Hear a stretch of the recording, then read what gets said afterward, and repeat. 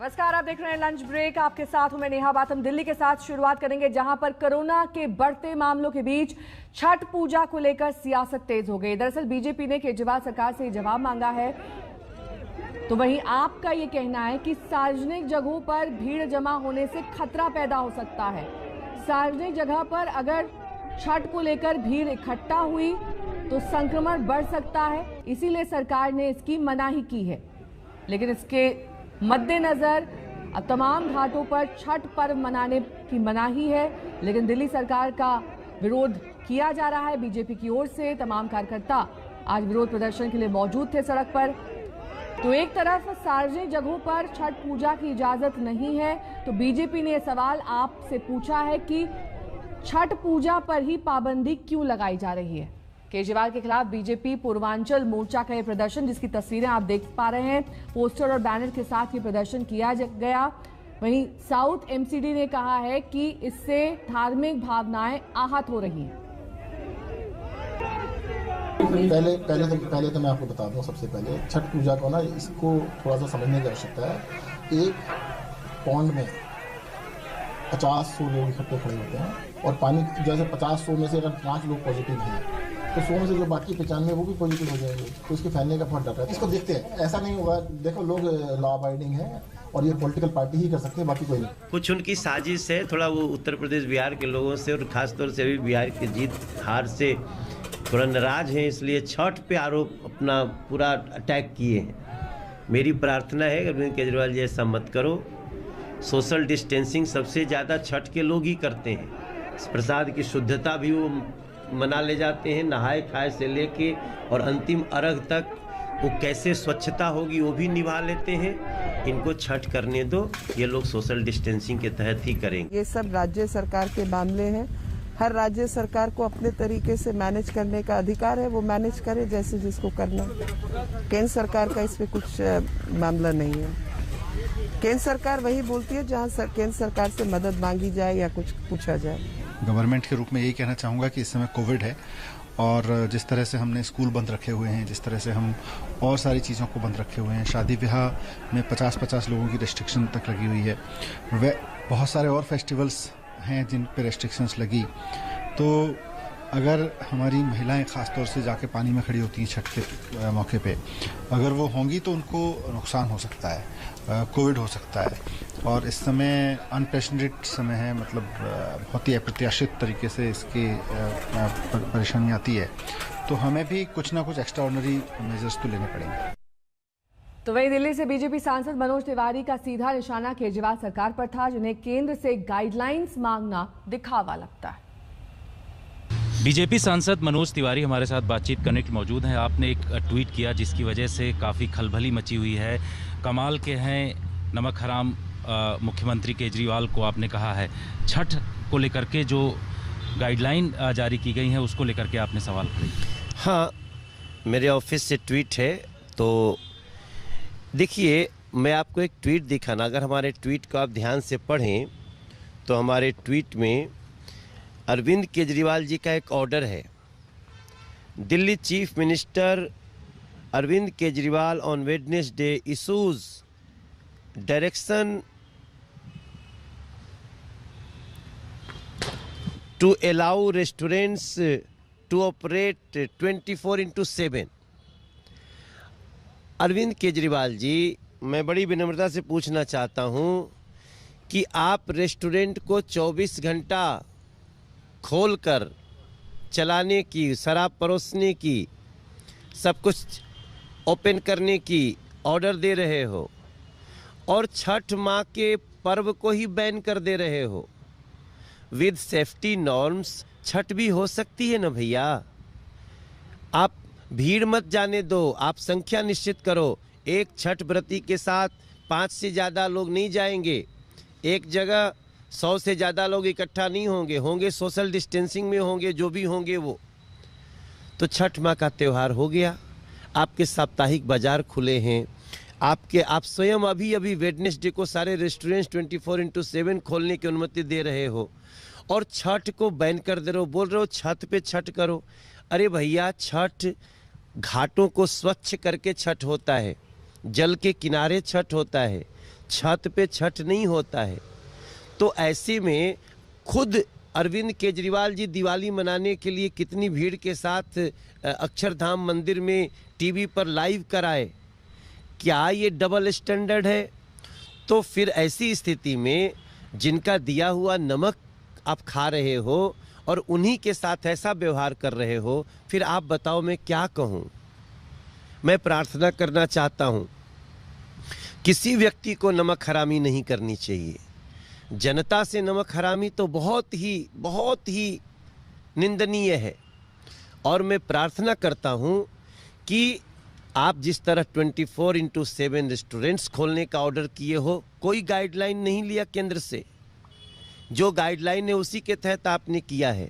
तो फिर छठ को भी आप परमिशन दो, रिस्ट्रिक्शंस लगाओ, भीड़ पे लगाओ, संख्या पे लगाओ, लेकिन अभी भी टाइम है। आप हमारे दर्द को समझिए। हम चाहते हैं कि छठ माँ का त्यौहार सोशल डिस्टेंसिंग के तहत करने दो। लोग स्वयं जागरूक हैं, जिनको करना होगा करेंगे, जिनको नहीं करना होगा करेंगे। आप गर्दन दबा के छठ माँ का त्यौहार रोकेंगे, इट इज़ नॉट गुड। तो सिर्फ दिल्ली सरकार ही नहीं, अब दिल्ली हाई कोर्ट ने भी छठ पर्व घाटों पर मनाने की इजाजत नहीं दी है। छठ पूजा मनाने की अनुमति नहीं है। दिल्ली हाई कोर्ट की ओर से कहा गया है सार्वजनिक जगहों पर छठ पूजा पर रोक। दिल्ली हाई कोर्ट की तरफ से अब से थोड़ी देर पहले ये फैसला दिल्ली हाई कोर्ट का। पूनम शर्मा हमारी संवाददाता से तमाम जानकारी के साथ हमारे साथ जुड़ गई हैं। पूनम, अब तो सरकार के फैसले पर भी कोर्ट की मुहर लग गई है। अब किस तरीके से इसका पालन किया जाएगा, किस तरीके से इंतजाम किए जाएंगे ताकि लोग घाटों पर इकट्ठा ना हो सके?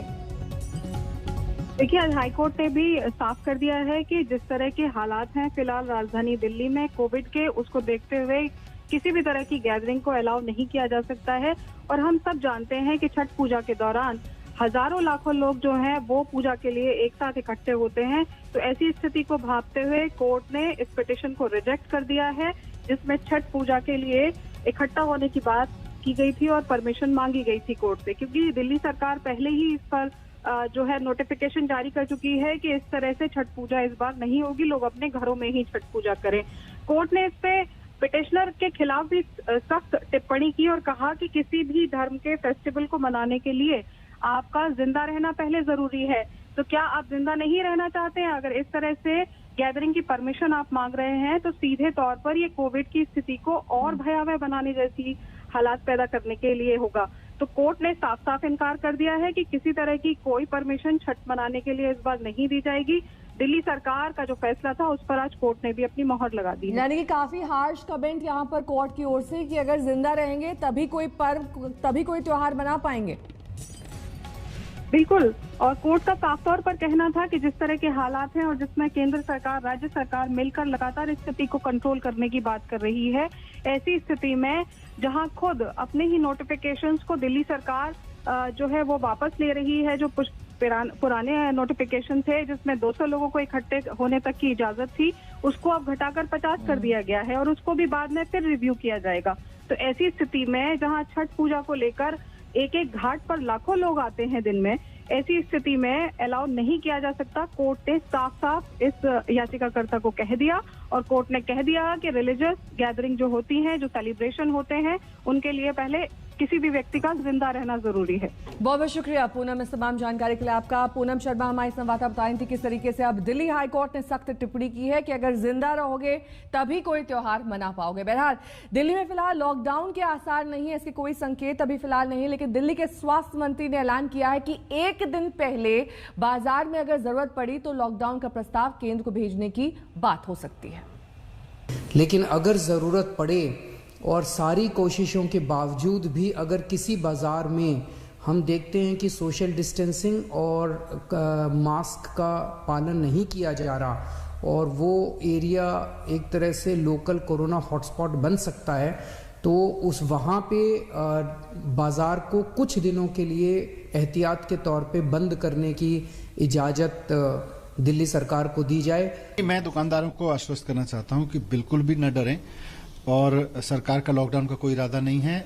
सरकार चाहती है कि आपकी दुकान खुली रहे, लेकिन मार्केट एसोसिएशन से मेरी रिक्वेस्ट है कि त्योहार के सीजन में जहां बहुत ज़्यादा भीड़ हुई, बहुत ज़्यादा अनप्रेसिडेंटेड तरीके से अनरेगुलेटेड भीड़ हुई, उसको खुद भी रेगुलेट करने की कोशिश करें, दुकानदार भी खुद रेगुलेट करने की कोशिश करें। मैं कस्टमर्स से भी कहूँगा, जो आम जनता है दुकानों पर जा रही है, कि भीड़ के इस समय में, कोरोना के इस समय में भीड़ से बचें और मास्क लगा के चलें। जहां भी आपके पास में जाने की जरूरत है, मास्क जरूर। जी बिल्कुल, लॉकडाउन बिल्कुल नहीं होगा, लॉकडाउन की कोई आवश्यकता भी नहीं है। आपने देखा था लॉकडाउन जब हुआ था, उसका जो एक्सपीरियंस से जो सीखा हमने, तो उस लॉकडाउन को रिपीट करने का कोई लॉजिक नहीं बनता है, तो लॉकडाउन का कोई चांस नहीं है।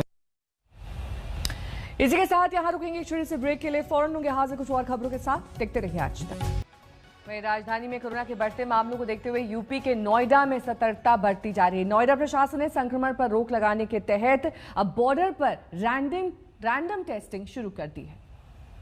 दिल्ली में बढ़ रहे हैं कोरोना के मामले और असर दिख रहा है पास लगे नोएडा पर। जी हाँ, इस वक्त हम खड़े हैं ठीक दिल्ली नोएडा बॉर्डर पर, जहां गाड़ियों की आवाजाही के बीच में कोशिश ये की जा रही है कि रैंडम तरीके से लोगों को रोका जाए और उनके सैंपल्स लिए जाएं ताकि उनका कोरोना टेस्ट किया जा सके। तमाम जो प्रशासन के उपक्रम हैं वो लगाए गए हैं यहाँ पर, ताकि इस तरीके की जो रैंडम सैंपलिंग है, जो जिला प्रशासन ने फैसला लिया है, वो फैसला यहाँ पर अमल में लाया जा सके।